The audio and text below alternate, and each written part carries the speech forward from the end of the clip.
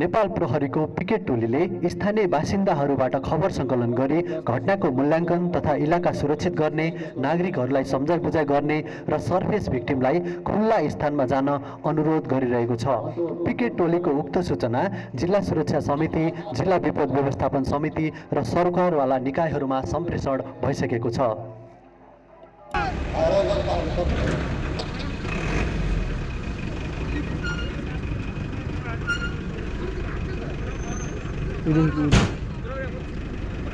मजकुर समितिको निर्णय अनुसार उक्त क्षेत्रमा नेपाली सेना, नेपाल प्रहरी, सशस्त्र प्रहरी बल Nepal, Nepal red cross society संयुक्त रूपमा उद्धारको लागि परिचालित भइसकेका छन्।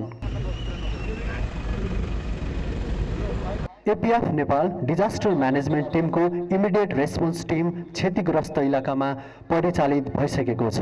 उक्त टिमले घटनास्थलको वस्तुस्थिति जाहेर गर्नुका साथै भवनभित्र पुरिएर रहेका पीडितहरूको उद्धारका निमित्त तालिम प्राप्त collapsed structure search and rescue squad पठाउन आईआरटी कमान्डरले कमान्ड पोस्टमा रहेका इन्सिडेन्ट कमान्डरलाई अनुरोध गर्दैछन्। रोजर म सीएसएसआर को टोली पनि पठाउँछु, त्यहाँ धैर्य भएर आफू सुरक्षित भएर अन्य गतिविधि अगाडि बढाउने। CSS control kilo 5 control kilo 3 को टिमले पाएकै छ होला। सीएसएसआर को टोली पनि मुभ गराउँ तुरुन्तै। किलो 36 कन्ट्रोल किलो 36 रोजर घटनास्थलको बारेमा तपाईँले जानकारी पाउनु भएको छ। कोल्याप्स स्ट्रक्चर सर्च एन्ड रेस्क्युका सम्पूर्ण सामान प्लस तपाईँको इक्विपमेन्ट सबै सहित तुरुन्तै घटनास्थलमा मुभ भएको छ। कोल्याप्स स्ट्रक्चरमा पुरिएर घाइते भएका मानिसहरूको उद्धारको लागि सशस्त्र प्रहरी र नेपाली सेना र मेडिकल पर्सन सहितको वेल इक्विप्ड सीएसएसआर टिमलाई आदेश भए अनुसार उक्त टोली घटनास्थलमा परिचालित भइसकेको छ।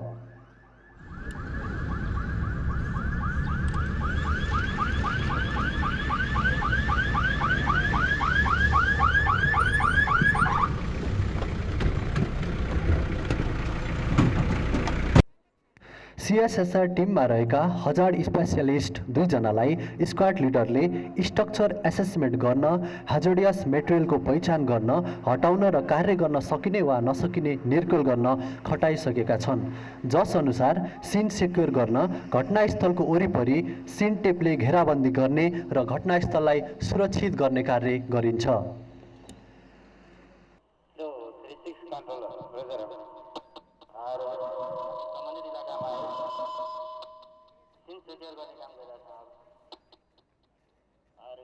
मैले पहिले पनि भन्दै आइरहेको छु, किलो 5 सरको आदेश पनि छ। सेफ्टी फर्स्टको पोलिसी अनुसार काम गर्नु होला।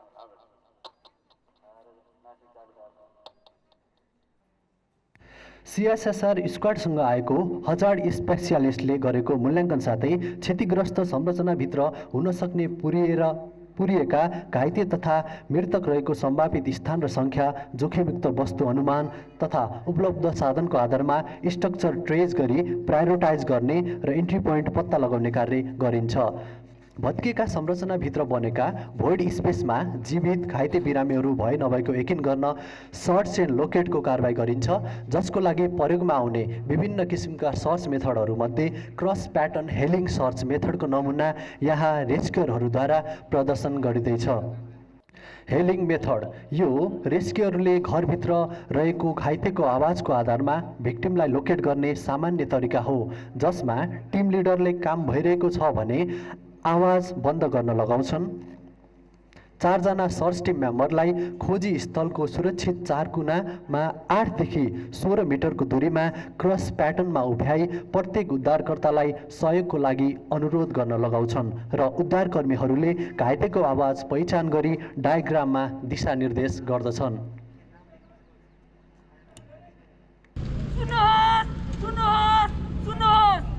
हामी उद्धारकर्मी हौ।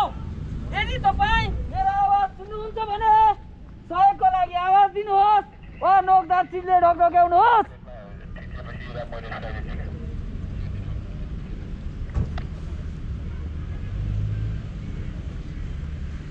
Rescue 2, start the hailing. सुन्नुहोस्, हामी उद्धारकर्मी हौ। यदि तपाईँ हाम्रो आवाज सुन्नुहुन्छ भने सहयोगको लागि आवाज दिनुहोस् या कुनै नोकदार चिजले ढकढकाउनुहोस्। चारैजना रेस्क्युरहरूले आफूले बनाएको भिक्टिम हुन सक्ने सम्भावित स्थानको डायग्राम बनाई स्क्वाड लिडरलाई दिन गइरहेका छन्। उक्त जीवित घाइतेको अवस्थितिलाई रिकन्फर्म गर्न साथसाथै अन्य भिक्टिम रहेको स्थान पत्ता लगाउन स्क्वाड कमान्डरले इन्सिडेन्ट कमान्डरलाई क्यानिन सर्चको लागि डग स्क्वाड पठाउन अनुरोध गर्दैछन्।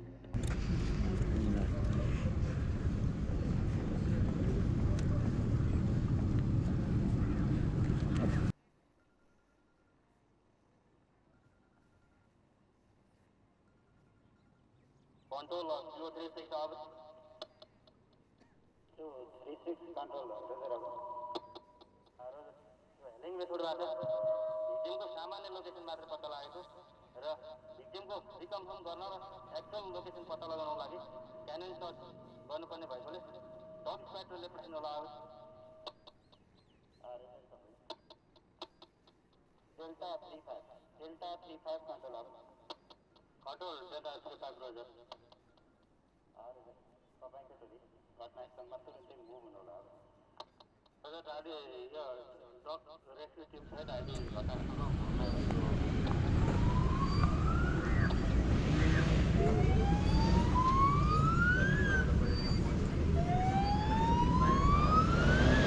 यसपछि नेपाल प्रहरीको तालिम प्राप्त डग स्क्वाडद्वारा क्यानिन सर्च हुन गइरहेको छ। क्यानिन सर्च विधिद्वारा तालिम प्राप्त कुकुरको सहयोगमा हेलिङ मेथडबाट देखाइएको अवस्थालाई सुनिश्चित गर्नुका साथै घटनास्थलमा अरू भिक्टिमहरू छन् वा छैनन् भने तिनीहरूको पोजिसन पत्ता लगाउने कार्य गरिन्छ।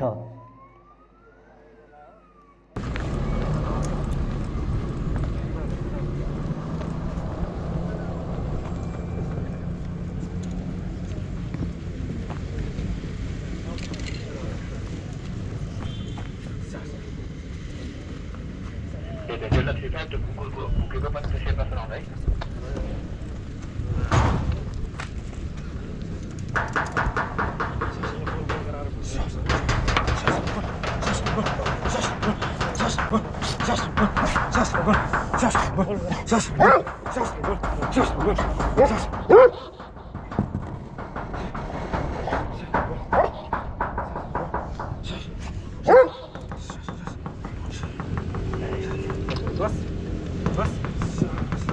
क्यानिन सर्च कमान्डरले कुकुरद्वारा पत्ता लगाएको सम्भावित भिक्टिम लोकेसनका बारेमा सिएसएसआर कमान्डरलाई रिपोर्ट गर्दैछन्।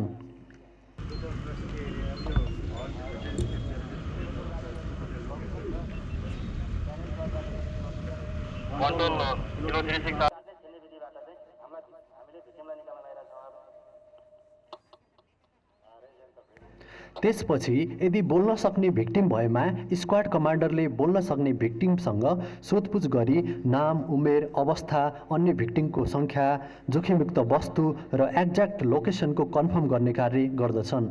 यदि बोल्न नसक्ने भए हेलिङ मेथडबाट तयार गरिएको डायग्रामको आधारमा पीडित रहेको स्थानमा खोजी तथा उद्धार कार्य गरिन्छ।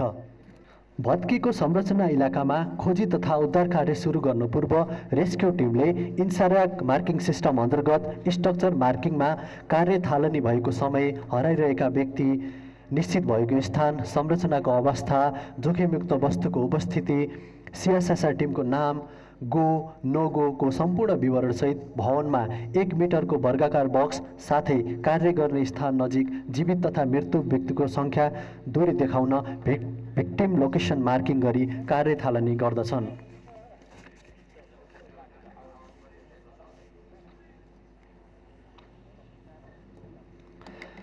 सिएसएसआर स्क्वाडले कोल्याप्स स्ट्रक्चरभित्र थिचिएका चोट लागि बेहोस अवस्थामा रहेका घाइतेलाई उद्धार गर्नको लागि घरको निश्चित स्थानबाट एक्सेस पोइन्ट बनाई बिरामीसम्म आफ्नो पहुँच पुर्याउने प्रयास गर्दछ।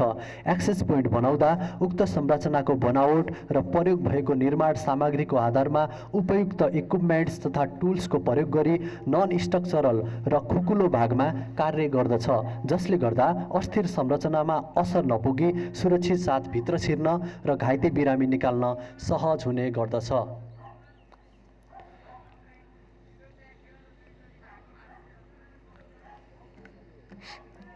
उद्धारकर्मीले रोटेटरी ह्यामर ड्रिलको प्रयोग गरी इन्स्पेक्सन होल बनाई उक्त इन्स्पेक्सन होलबाट भोइड स्पेसको कुन कर्नरमा भिक्टिम छ वा छैन भनी यकिन साथै कार्य गरिरहेको भित्तातर्फ चल्न सक्ने भिक्टिम भए अर्कोतर्फ जान अनुरोध गर्दछन्।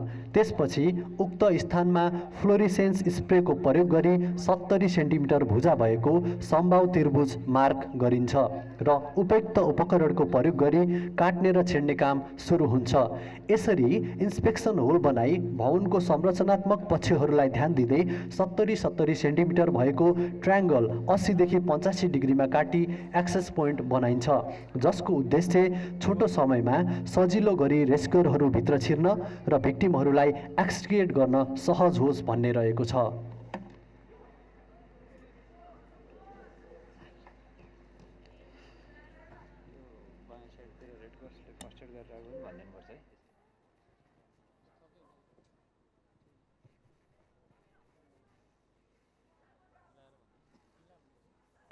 आदरणीय विशिष्ट महानुभावहरू, तपाईहरूले देखिरहनु भएको छ सिएसएसआर स्क्वाडका सबै रेस्क्युअरहरूले जोडीमा साथै त्यस्तो कोलाहलपूर्ण स्थानमा इसारामा काम गरिरहेका छन्।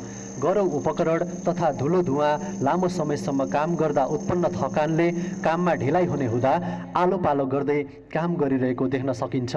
सम्पूर्ण व्यक्तिको आफ्नो सुरक्षाको जिम्मेवारी भए तापनि स्क्वाड कमान्डर सेफ्टी अफिसर पनि भएकाले आफूले ह्यान्ड्स अन एक्टिभिटी नगरी सम्पूर्ण सुरक्षाको जिम्मा लिएका छन्।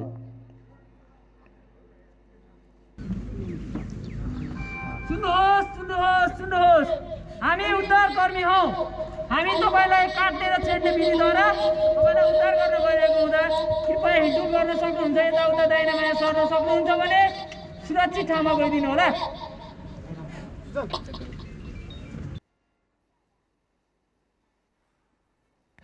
आदरणीय विशिष्ट महानुभावहरू, इमर्जेन्सी मेडिकल सर्भिस EMS सिस्टमको कार्य अवधारणा अनुरूप ट्रान्सपोर्टेसन मेडिकल केयर फेसिलिटी सहित नेपाल रेड क्रस सोसाइटीको फर्स्ट एड टोली पनि घटनास्थलमा खटिरहेको छ। उक्त टोलीले फर्स्ट एड जोनको निर्माण गर्नुका साथै प्राथमिकताका आधारमा घाइते वा बिरामीलाई फर्स्ट एड प्रदान गरी नजिकैको स्वास्थ्य केन्द्रमा पुर्याउने काम गर्दछ।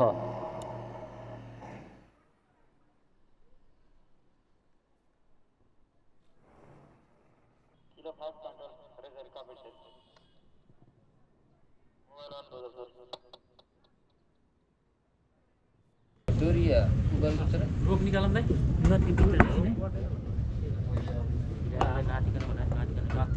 एउटा पर्सन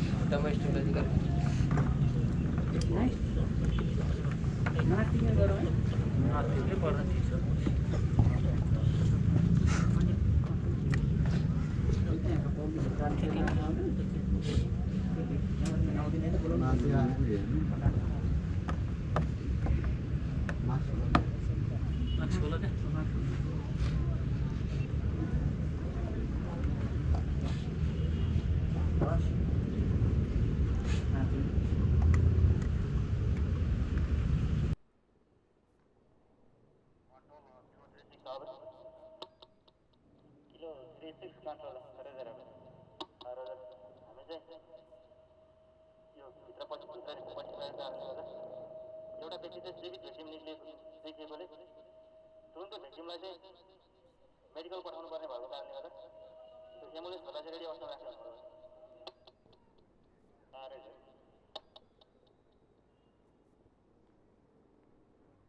चाहिँ सामान्य छ। सरले सेट खिच्दिँदा हुन्थ्यो। हजुरको शुभ नाम के हो सर? सर सेट खिचिदिनु न। सर हजुरको नाम के हो हजुर? विष्णु हजुरको भने के? विष्णु पर्याल सेट खिच्दिनु। के भन्नुभयो सर? विष्णु पर्याल विष्णु परियार। कति वर्ष हुनुभयो सर हजुर? 34 वर्ष हजुर 34 वर्ष सर। नातिनी सही त सर? हजुरलाई कहाँ कहाँ लागेको छ सर? केही थाहा पाउनु भएको छ सर? ढाडमा लाग्यो सर केले लाग्यो सर? के याद छ सर हजुरलाई? मलाई यादै भएन सर किन हजुर के गर्दै हुनुहुन्छ सर भूकम्प जाँदाखेरि? यहाँ भित्रमा किचनमा थिएँ सर किचनमा हुनुहुन्थ्यो? हजुर हजुरको फ्यामिली मेम्बर को हुनुहुन्थ्यो सर? बुढी दुईटा छोराछोरी उहाँहरूको अवस्था के छ, कहाँ हुनुहुन्छ, के याद छ हजुरलाई? उसलाई मैले लगेर बाहिर लगेँ सर कसलाई सर? बुढी फ्यामिली छोराछोरी बाहिर लगाएँ हजुर म फेरि छोरा लिएर जान्छु छोरालाई बाहिर राखेँ फेरि सामान केही छ कि हेर्न आउँदाखेरि थाहै भएन सर कसरी च्याप्यो हजुर च्यापिनु भयो सर? हजुर अन्त कहीँ चोटपटक लागेको, कहीँ दुखेको केही छ सर? थाहै भएन सर कहाँ लाग्यो ढाडमा बेसी लाग्यो हो सर? हामी हजुरलाई तत्कालै संरचनाभित्र छिर्न नजिकको सफल मेडिकल फेसिलिटी सहितको सिएसएसआर टिमले पीडितको अवस्था पहिचान गरिरहेको छ। त्यता होइन उता टाउको पर्ने यता ल्याउँ।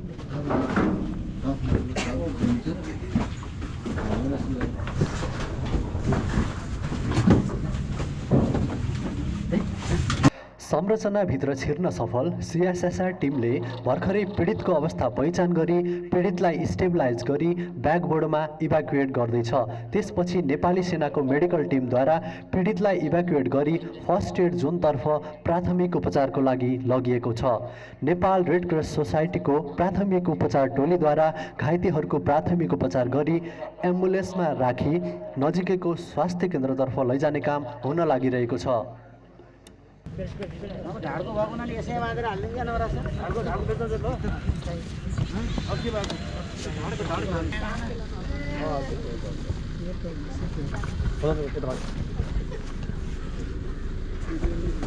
एकजना त सुत्नु न हेर्दा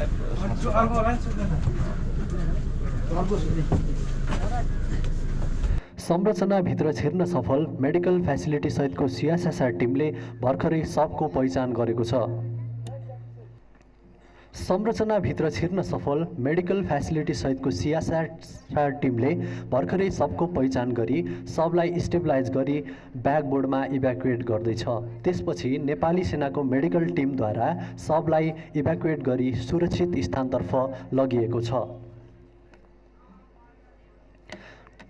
उक्त स्थानमा नेपाल प्रहरीको सोको स्क्वाड खटिएको छ।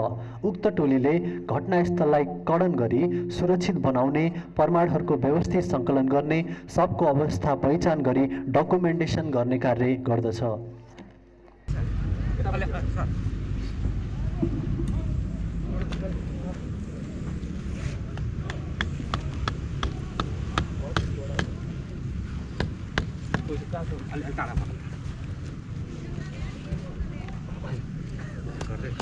टेप माथि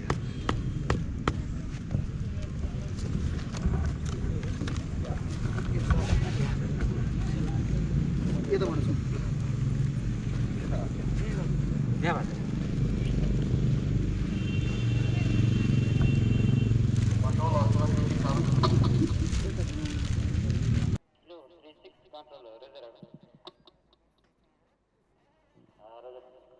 अहिले चाहिँ हामीले घटनास्थलबाट एउटा जीवित भिक्टिम र एउटा मृत भिक्टिम निकालेर बुझाइसकेका छौँ।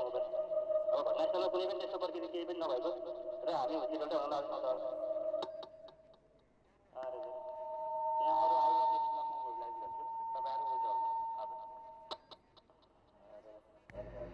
भिक्टिम नभएको यकिन गरी टिम लिडरले इन्सिडेन्ट कमान्डरलाई खोज तथा उद्धार कार्य सम्पन्न गरेको प्रतिवेदन दिँदै कार्य सम्पन्न गरेको पहिचानका लागि इन्साराग मार्किङलाई कम्प्लिट गरेका छन्।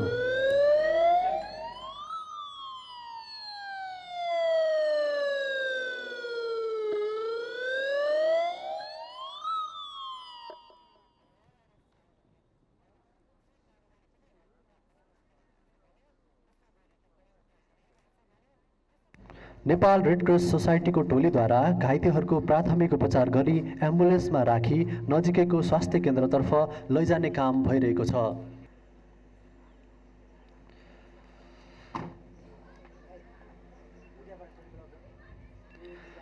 सोको स्क्वाड टिमद्वारा फोटोग्राफी अन्तर्गत closeup photo, overviews photo, mid range फोटोहरू लिने काम भइरहेको छ।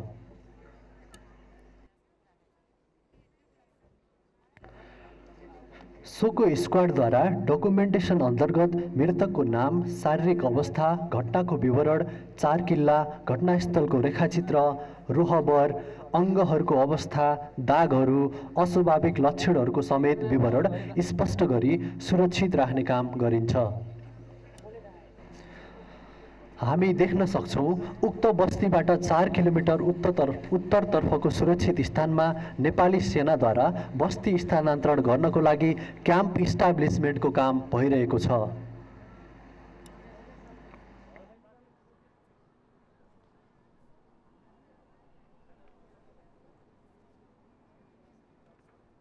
त्यस्तै गरी एपिएफ नेपालको तर्फबाट पोस्ट डिजास्टर अन्तर्गत डेब्रिस म्यानेजमेन्टको काम भइरहेको छ। विपदको अवस्थामा धेरै सङ्ख्यामा मानिसको मृत्यु भएर आफन्तहरू तत्काल उपलब्ध हुन नसक्ने हुँदा त्यस्ता बेवारिसे शवलाई व्यवस्थित र सुरक्षित तरिकाले राख्नुपर्ने हुन्छ। यस्तो भूकम्प गई ठुलो मात्रामा संरचनाहरू भत्किएको अवस्थामा शवहरूलाई व्यवस्थापन गर्नुपर्ने हुनसक्छ, जसको लागि डेड बडी म्यानेजमेन्ट टिमले मृत शरीरका टुक्रिएका भागहरू, डेड बडीसँग सम्बन्धित सामग्रीहरू सुरक्षित तरिकाले राख्ने कार्य गर्दछन्।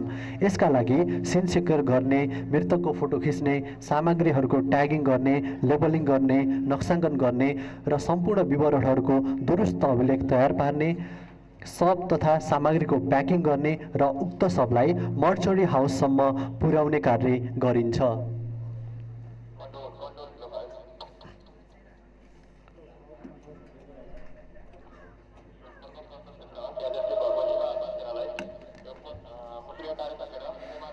नेपाल रेड क्रस सोसाइटीको शववाहनद्वारा शवलाई मर्चरी हाउसतर्फ लगिँदैछ। यसरी मेगा डिजास्टरमा कसरी security force, Nepal red cross society, सरकारवाला सम्पूर्ण निकायहरू कसरी समन्वय गर्दै छिटो र प्रभावकारी रूपमा खटिन्छन् भनी देखाइएको भूकम्पको सिमुलेसन ड्रिल यही आएर समाप्त भएको छ। अब जिल्ला विपद व्यवस्थापन समितिका अध्यक्ष तथा आज यस कार्यक्रमका प्रमुख अतिथि प्रमुख जिल्ला अधिकारी श्री जयनारायण आचार्यज्यूलाई निर्देशन सम्बोधनका लागि अनुरोध गर्दै म प्रस्तुतता सशस्त्र प्रहरी निरीक्षक उमेश ढकाल पनि बिदा हुन चाहन्छु। धन्यवाद। जय नेपाल। धन्यवाद। यस कार्यक्रममा उपस्थित पोखरा महानगरपालिकाका प्रमुख प्रशासकीय अधिकृत लगायत सम्पूर्ण महानुभावहरू, विशेष गरी 1990 माघ 2 गतेको नेपालमा भएको महाभूकम्पको सम्झना र त्यसकै आधारमा नेपाली नागरिकलाई भूकम्पबाट कसरी सुरक्षित रहन सकिन्छ र त्यसका लागि हामीले कस्तो खालको पूर्व तयारी गर्नुपर्छ, विपदबाट जोगिने विभिन्न उपायहरू कस्तो रहन सक्छ, हाम्रो काम कर्तव्यहरू कस्तो रहन्छ, त्यसको लागि जिल्ला विपद व्यवस्थापन समितिद्वारा आयोजित यो सिमुलेसन अर्थात् डेमो अर्थात् पूर्व अभ्यास कार्यक्रमले पक्का पनि आम नागरिकलाई भूकम्पबाट लगायत नेपाल अन्य विपदबाट पनि असाध्यै धेरै जोखिममा छ भन्ने तथ्याङ्कले पुष्टि गरेको छ। सबै खालका विपदबाट हामी जोगिनलाई हाम्रो पूर्व अभ्यास, पूर्व तयारी स्वरूप हामीले यो कार्यक्रम आयोजना गरेका छौँ। जिल्ला विपद व्यवस्थापन समिति, यसका लागि पोखरा महानगरपालिका वार्ड नम्बर 5ले पनि सहयोग गरेको छ, नेपाल रेड क्रस सोसाइटी कास्कीले पनि सहयोग गरेको छ, सङ्घीय भवन कार्यालयले पनि सहयोग गरेको छ र समग्र विपदसँग जोडिएका समग्र आम नागरिकहरू पनि हामीले हाम्रो प्रथम दायित्व, कर्तव्य हामी पनि कसरी सुरक्षित रहन सक्छौँ र आम नागरिकलाई पनि कसरी सुरक्षित गराउन सक्छौँ, हाम्रो कर्तव्य पनि छ यसका लागि भन्ने हिसाबमा यो डेमो प्रदर्शन गरिएको हो। कोही कतै विपदमा रहन सक्छ, त्यस्तो विपदमा रहन सक्ने अथवा भएका मान्छेलाई पनि हामीले जोगाउनुपर्छ भन्ने हिसाबमा सचेतना स्वरूप यो कार्यक्रम आयोजना गरिएको हो। हाम्रो लक्ष्य सबै समुदायको बिचमा हामीले यो कार्यक्रम गर्ने लक्ष्य राखेका थियौँ, तथापि कोभिड पनि अर्को विपद हो हाम्रो लागि, किटजन्य विपद हो यो।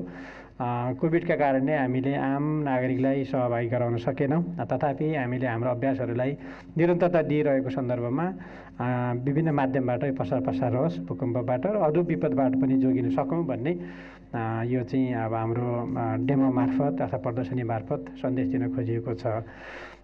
सँगसँगै यो विपदको प्रतिकारका लागि अहिले हामी कोभिडको विपदको प्रतिकार्यमा जुटेका छौँ। त्यसका लागि सबै समुदायलाई, आम नागरिकलाई हार्दिक धन्यवाद दिन चाहन्छु कि उहाँहरू स्वाभाविक रूपमा अहिले पछिल्लो बेलामा आफ्ना गतिविधिहरू नियन्त्रण गरेर सीमित ठाउँमा स्वास्थ्य सुरक्षा मापदण्ड पालना गरिदिइरहनु भएको छ।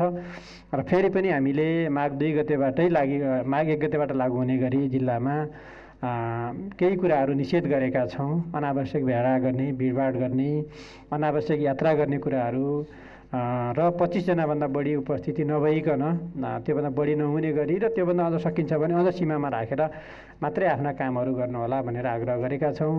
यदि गरेमा त्यो अनुसारको कारवाही गर्ने पनि हामीसँग कानुनी अधिकार छ, त्यो किसिमले छ। तथापि पोखराका आम नागरिकहरू यो पाटामा सचेत भइदिइरहनु भएको अवस्था देखिन्छ। पछिल्लो बेलामा हामी त्यो खालको सहयोगको अपेक्षा पनि गरेका छौँ। अर्थात् हामी समग्र विपदको अवस्थाबाट, चाहे भूकम्पीय विपद हुन्, चाहे अन्य अरू खालका प्राकृतिक विपद हुन्, पोखरा पनि त्यही खालको विपदकै जोखिम युक्त ठाउँमा हुन्छ। हामीलाई बेला बेलामा बाढी, पहिरो, पानी लगायतका जोखिमले पनि प्रभावित गरेको हुन्छ। यी जम्मै कुराबाट हामी जोगिनुपर्छ। जोगाउनलाई हाम्रो सुरक्षा फौज अथवा हाम्रो सुरक्षासँग सम्बन्धित कुराहरू हाम्रो प्रथम कर्तव्य, दायित्व विपद व्यवस्थापनबाट हाम्रा नागरिक जोगाउनु हुन्छ नै। त्यसका लागि हामी सधैँभरि तयारी छौँ। त्यही तयारी स्वरूप यो प्रदर्शनी गरिएको हो, यो सन्देश दिन खोजिएको हो। तथापि फेरि पनि मेरो आग्रह के हो भने आम नागरिकले विपदसँग सम्बन्धित कुराहरूमा मेरो पनि दायित्व हुन्छ। यो पाटोमा आम नागरिकलाई जोगाउनलाई मेरो पनि कर्तव्य छ। हामी जोगिनुपर्छ भन्ने हिसाबमा सोचिदिनुपर्छ, सचेत भइदिनुपर्छ। भूकम्पबाट हाम्रा संरचनाहरू सुरक्षित कसरी रहन सक्छन्, भवन मापदण्डहरू कसरी पालना गर्न सकिन्छ, खुला ठाउँलाई कसरी संरक्षण गर्न सकिन्छ, यो पाटोमा सबैको दायित्व कर्तव्य रहन्छ। यो आग्रह गर्न चाहन्छु। हामी कोभिडको कठिन अवस्थामा छौँ अहिले। हिजो मात्रै हामीसँग कास्कीमा 582 जना सक्रिय सङ्क्रमित छन् र क्रमशः हाम्रो हाई फ्लो अक्सिजन दिने बेडमा मान्छेहरूको सङ्ख्या बढ्न थालेको छ। त्यसमा त हामी फेरि पनि सुरक्षित रहौँ। यो पनि विपद हो। यो हाम्रा विपदका लागि माघ 2 को 1990 को सम्झना र त्यसको माध्यमबाट विभिन्न तरिकाले सचेत हुने पाटो सँगसँगै कोभिडबाट पनि सचेत भइदिएर हामी हाम्रो समाजलाई सुरक्षित पारौँ भन्ने आग्रह गर्न चाहन्छु। यो सहयोगको लागि फेरि पनि पोखरा महानगरपालिका, नेपाल रेड क्रस सोसाइटी, भवन सङ्घीय भवन कार्यालय, बाराई माध्यमिक विद्यालय जो अहिले फिल्ड उपलब्ध गराइदियो, सँगसँगै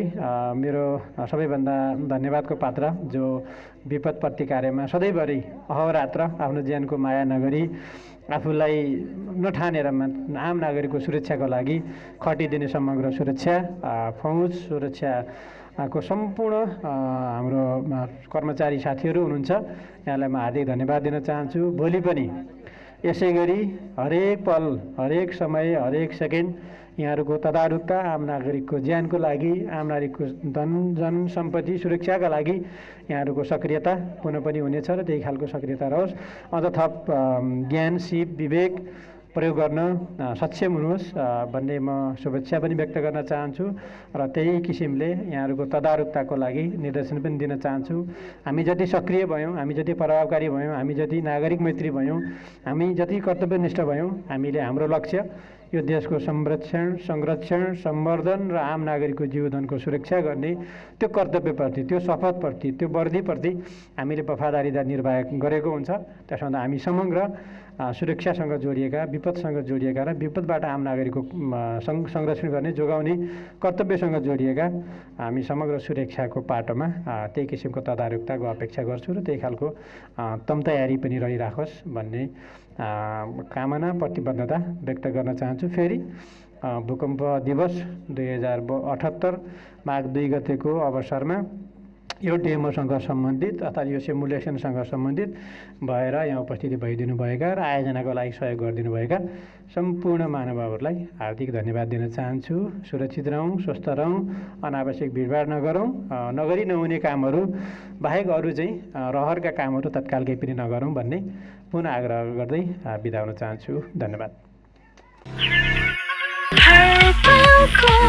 सहायात्री मेरो साथी टिभी।